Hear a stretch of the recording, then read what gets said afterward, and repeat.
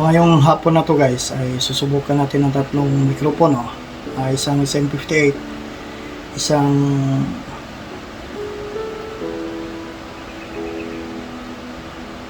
Ultra Voice Behringer XM 8500 at isang mumurahing mic wired, at saka yung pang-apat ay yung wireless na Kevlar UMC 500. At titingnan natin yung pagkakaiba ng mga mikropono na to kapag dadaanan natin sa board or audio mixing console. Ang board na gagamitin ko ngayon ay yung MGP24X ng Yamaha analog.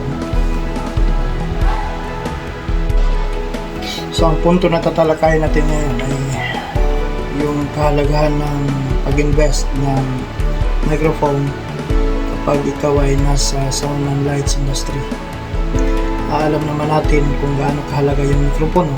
So titingnan natin yung murahin, yung medyo may kamahalan konti, at saka yung tanyag na brand na Shure, yung model na SM58.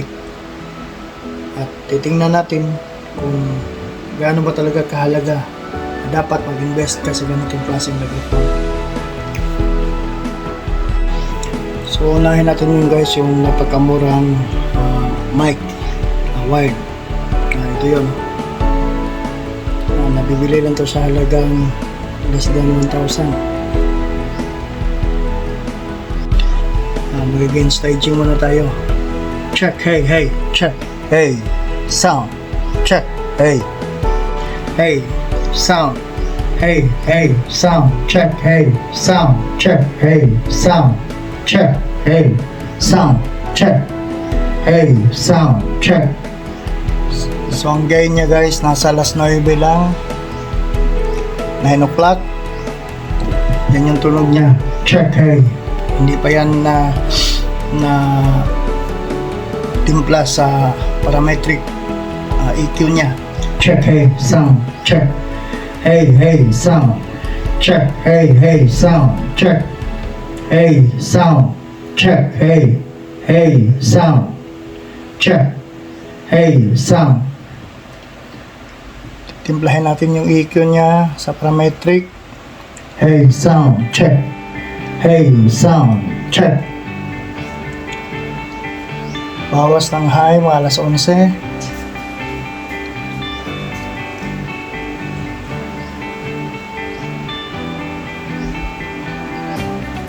Ang mid niya nasa mga alas 10. Boost ng konti. Low niya nasa mga alas 9. Check, hey, hey, sound, check, hey, hey, hey, check, hey, sound, check, hey, sound, check, hey, hey, sound, check, hey, sound, hey, sound, check, hey, sound, hey, hey, hey. May ubong na konti guys. Kapag tinaas ko na yung fader niya sa Unity. Check, hey, hey, sound, check, hey, sound, sound, testing, hey, check, mic test, check, hey, sound, hey, sound, test, hey, check, hey, sound, hey, sound, check, hey, hey, hey, hey, hey, hey, hey, check, hey, sound, check, hey, hey, hey, sound, check, hey, sound, testing, hey, mic, check, hey, sound, check, hey, hey, sound. Lagyan natin ng effects.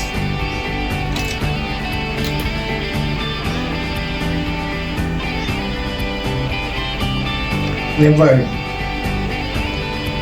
Hey, sound, check, hey, sound, mic testing, check, hey, sound, delay, hey, hey, sound, hey, sound, check, hey, Hey, sound. Check, hey. Hey, mic testing, check, hey, sound. Testing, testing, mic, hey, check. Hey, sound. Check, hey, hey, sound. Testing, mic, hey, check, hey. Hey, hey, sound. Testing, testing, mic, hey, check, hey. Hey, sound. Check, hey. Testing mic, hey.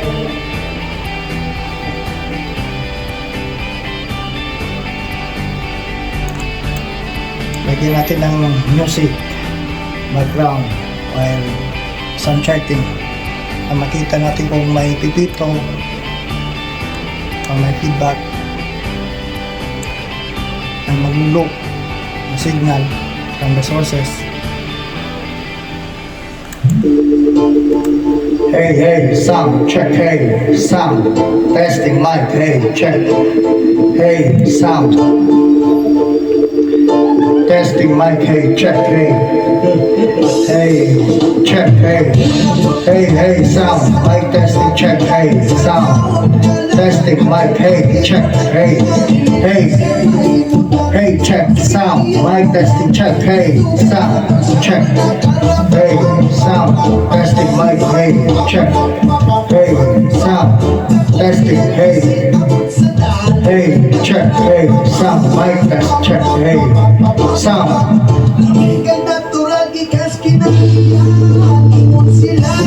Check, hey, sound, mic testing, check, hey, mic testing, check, hey, say, check, hey, say, check, hey, mic testing, check, hey, sound, mic testing, check, hey, sound, hey, mic test, check, hey, sound, hey, mic testing, check, hey, check, hey.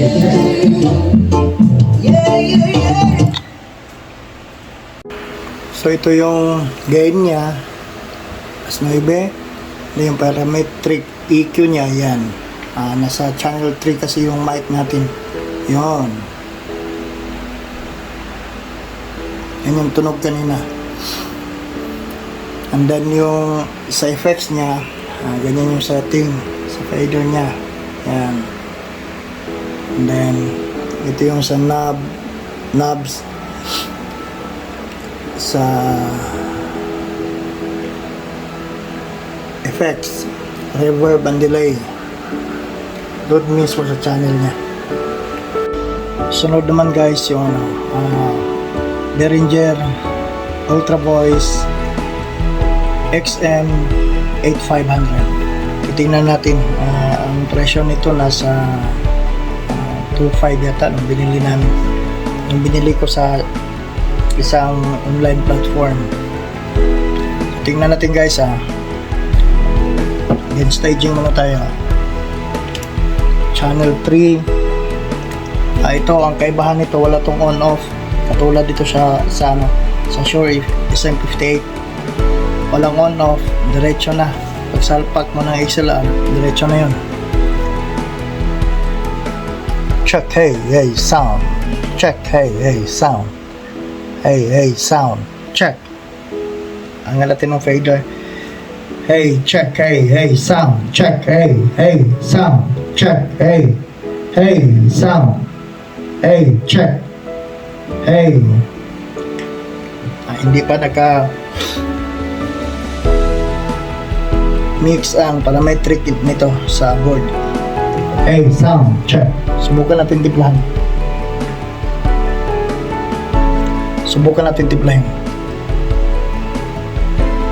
Check, hey, sound. Hey, hey. Check, hey. Hey, sound. Hey, sound. Check, hey, hey, hey, sound. Check, hey, hey.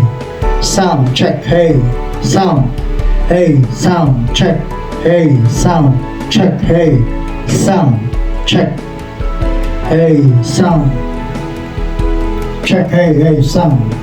Testing, hey, check, hey, sound. Check, hey, sound. Check, hey, sound. Hey, hey, sound, check. Hey, sound, testing, hey, check. Hey, check, hey. Hey, testing mic, hey, check. Hey. Hey, testing mic, hey, check, hey, sound. Ang fader niya sa channel. Hey, check, hey, sound testing mic, check, hey. So ito, notice ko, mayroon na siyang mas malutong yung low end niya. Kaso kailangan mong pihitan yung sa low din nung parametric EQ sa mixer para mas malutong kaysa doon sa mumurahin na mikropono. Check, hey, hey, sound. At saka yung mid niya hindi naman mahirap talagang ihitim or itimpla. Check, hey, hey, sound, hey, check, sound, check, hey. Lagyan natin ng effects.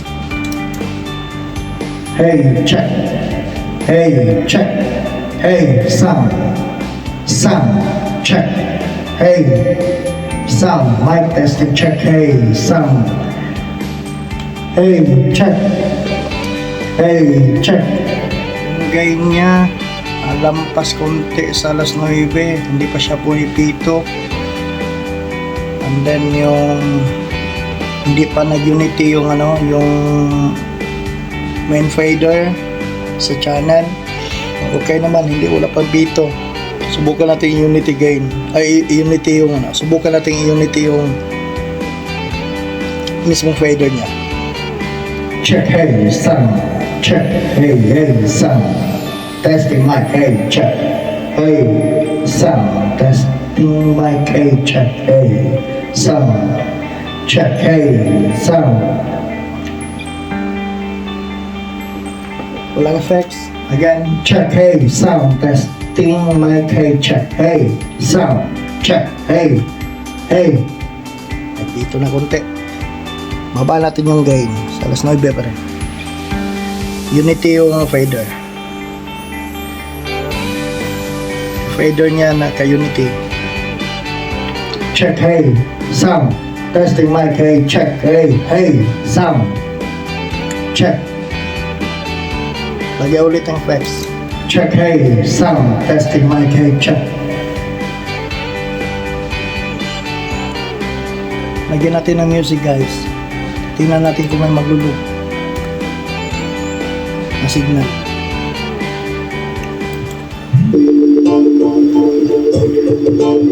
Check, hey, sound. Testing mic, hey, check. Hey. Hey, check. Hey, mic testing, check, hey.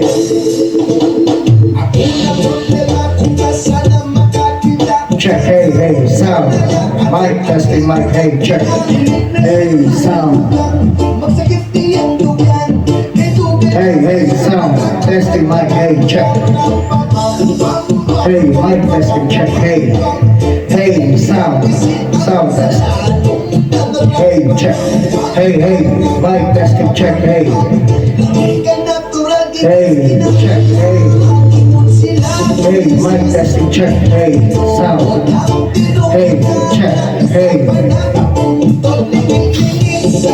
Hey, check, mic testing, check, hey. Sound. So yung na-notice ko sa first two microphones ay yung napakamura medyo walang sipa yung low end niya kaysa dun sa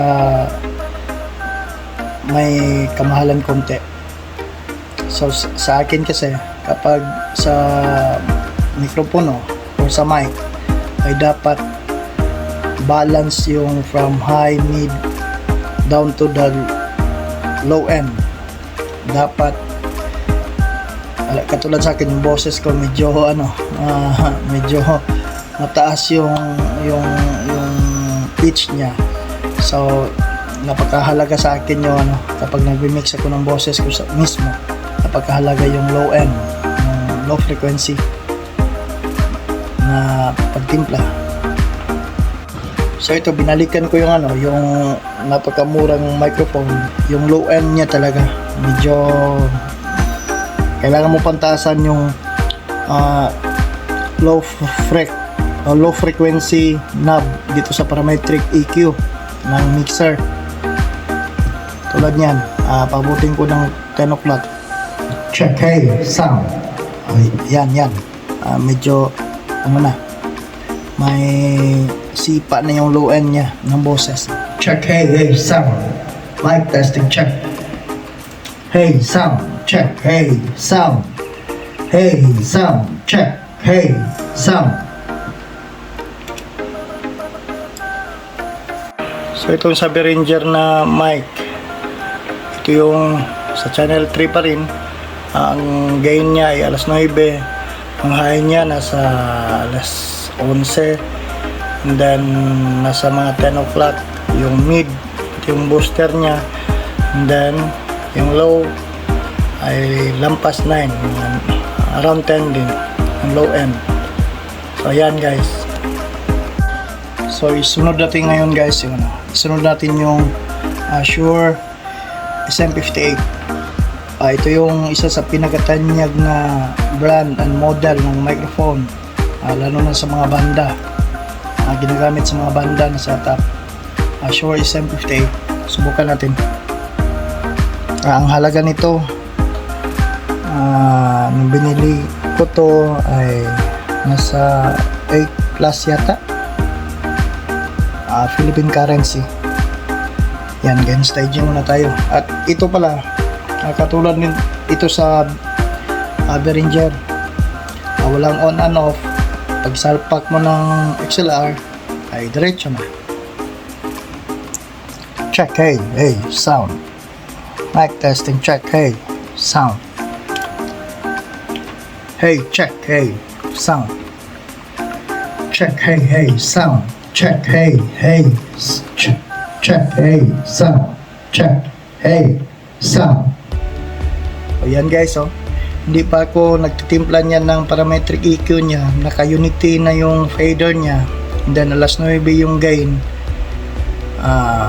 Walang pito. Wala ka maririnig dun sa speaker mismo na may pumipito.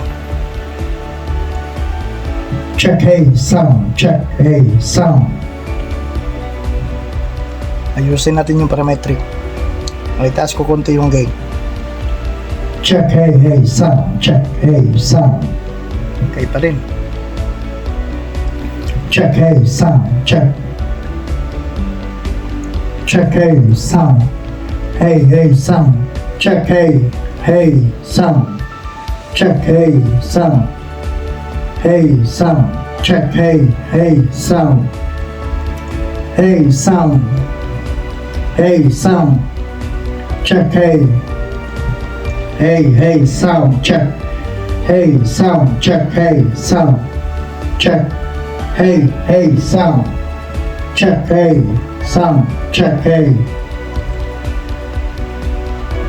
Hey, sound. Check, hey. Hey, sound.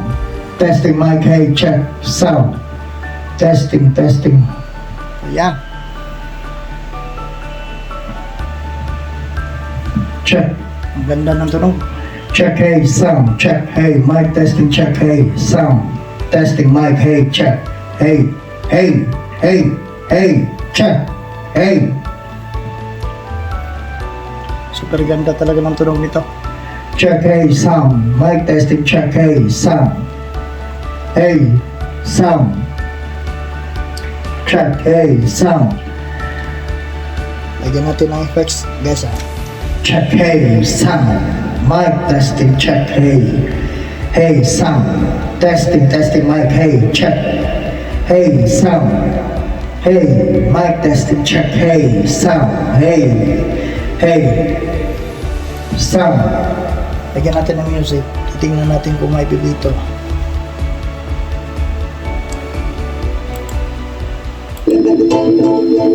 Hey, check, hey, sound.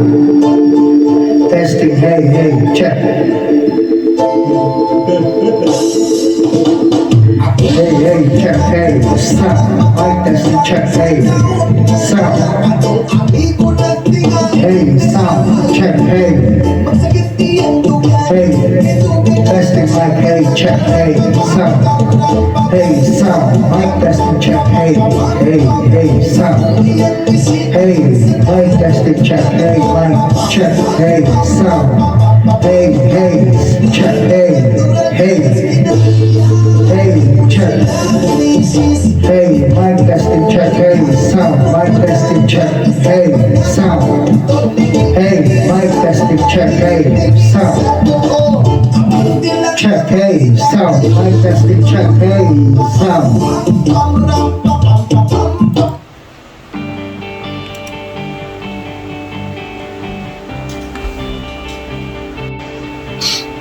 So guys, ano ba yung sinasabi ko dito? Pag sa sound and lights business kasi, napaka-importante talaga nung mics, nung microphones. Isa ito sa napaka-vital na investment na tutukan nung mga may-ari ng sound system. Pagpapasok kayo sa ganitong business, dapat mag-invest talaga tayo as far as my observation is concerned. Napakaganda talaga nung Shure SM58 ikumpara doon sa medyo mas mura na mics. And of course, kailangan natin magtipid, di ba? Hanap tayo nung anong tawag niyan, nung mga produkto na isasalin natin sa package natin na yung hindi naman na bubutas yung bulsa natin. So as far as my experience and my observation is concerned, yung Shure SM58 ay medyo hindi ito plugging hindi ito promotion ng product, pero pagdating sa negosyo ng sound and lights, lalo na ng sound system, ng audio, yung kahalaga ng mics I highly recommend itong Shure SM58 kumpara dun sa dalawang medyo mas mura. Although may ibang brands pa na tinatapatan din itong SM58 na ito, pero sa karanasan namin okay siya. Ngayon nga, nung tinatry nating subukan,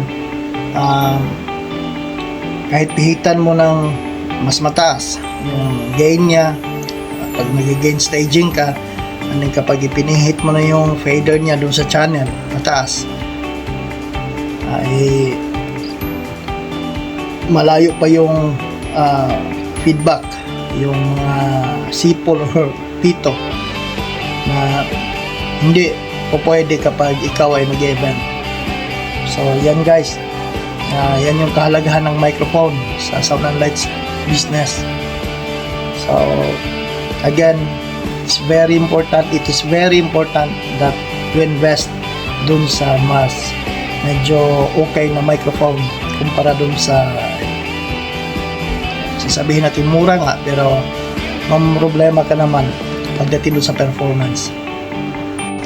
Ngayon guys, pagdating sa wireless na mics, susubukan natin itong isa sa mga microphones namin, itong Kevlar UMC 500 na may dual UHF wireless na transmitter o receiver. Maroon itong ang kagandahan nito, unlike sa ibang wireless na mics na gumagamit ng mga rechargeable.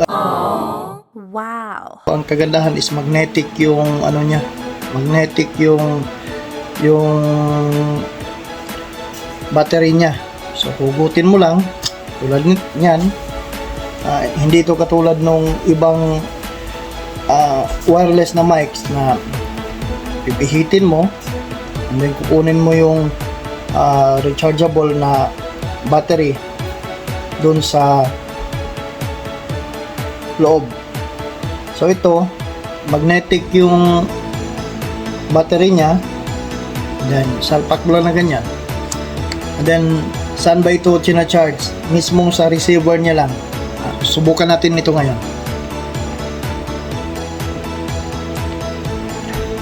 check, hey, hey, sound, hey, check, hey, check, hey, sound,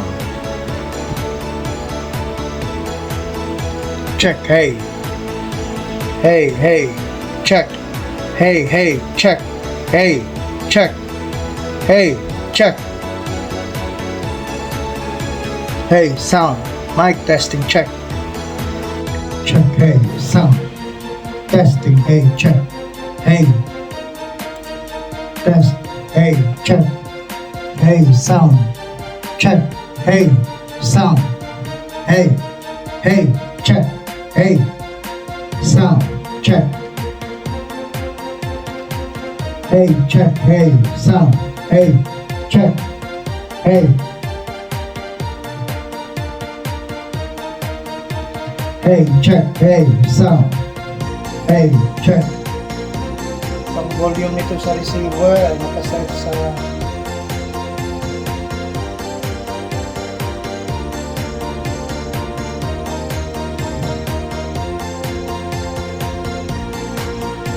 Eleven, gawin natin yung 9 kasi parang napaka-salig kasi mga room napagkataas.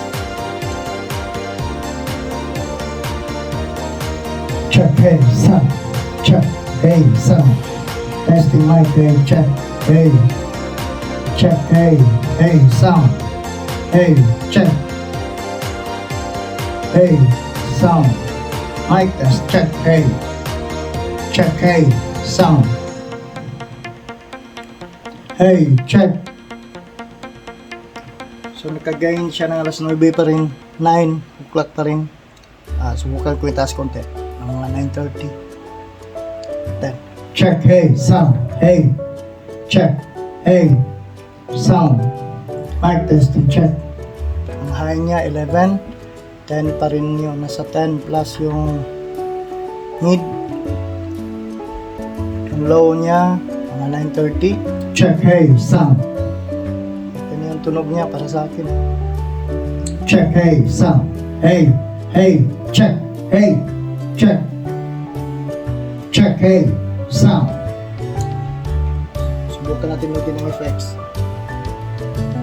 Check, hey, sound. Mic testing, check, hey, check, hey, sound. Check, hey, sound. Test, hey, check. Hey, check. Hey, check. Hey, sound. Mic testing, check, hey. Check, hey, sound. Testing mic, hey, check. Lagyan natin ng music. Titingnan natin kung feedback siya kapag may music. Check, hey, sound. Hey, check, hey, check, hey, check.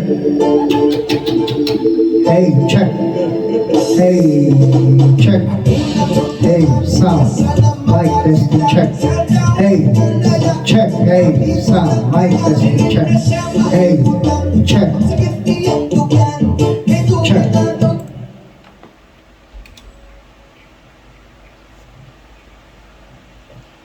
Check, hey, check.